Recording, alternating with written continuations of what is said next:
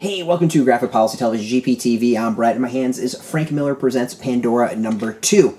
It's created by Frank Miller, art and colors by Emma Kubert, written by Frank Miller, Anthony Maranville, and Chris Silvestri, lettered and edited by Pete Carlsson. I will outright admit I wasn't the biggest fan of the first issue, and the second issue doesn't really quite do it for me as well. So the story is about this girl whose grandfather went into kind of this magical world, and came back, and the grandfather's kind of ailing. There was this thing with a flower in the first issue, and of this kind of creatures that seem to be being attacked that is not picked up in this issue at all. Instead, it has all to do with this girl who kind of wants to go find this magical forest tree that her grandfather was at. And that's what kind of this issue is about, is her going back into this forest and seeing what's going on, and skipping school. It starts off with a fight with kids she doesn't get along with. Her mother runs kind of a boarding house, and some bad things happen there. It's just, it's a weird issue. There's this Peter Pan-ish vibe to it, but it just kind of seems to dance around the meat of what will make the series interesting, if that makes sense. It just kind of doesn't get to the point. We get a little bit more about this character, Knox, who she's with. I think the girl's name's Annabeth. That's this, it's I just don't know what it is. Something about the series isn't clicking for me. The art's not quite there, the story isn't quite there.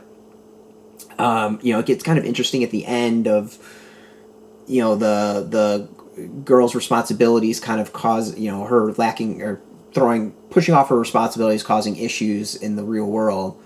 So in that case, it's interesting, but overall, I think there's a beat it's missing. I'm not quite sure what it is. Maybe it all will come together, but as presented, just not doing it for me. The art too just isn't quite my style.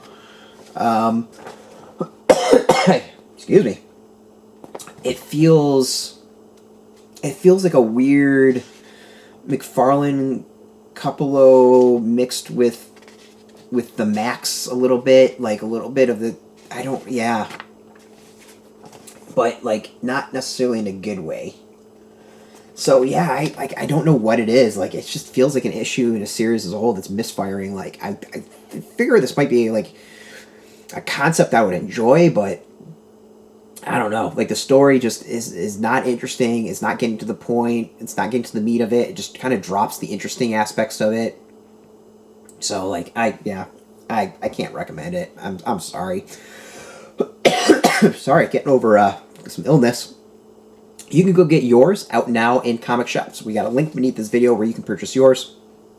It'll be an affiliate link, so we do get a small percentage. By doing that, you'll support our site. So thank you. Just watching our videos support us. We also have links underneath this where you can go find a local shop. Put in your zip code, tell you if a local shop is near you.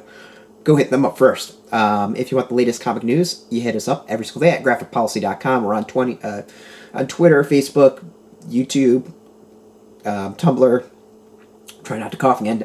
TikTok, Mastodon, all Graphic Policy, keeping it nice and consistent. Until next time, keep reading those comics and keep it geeky.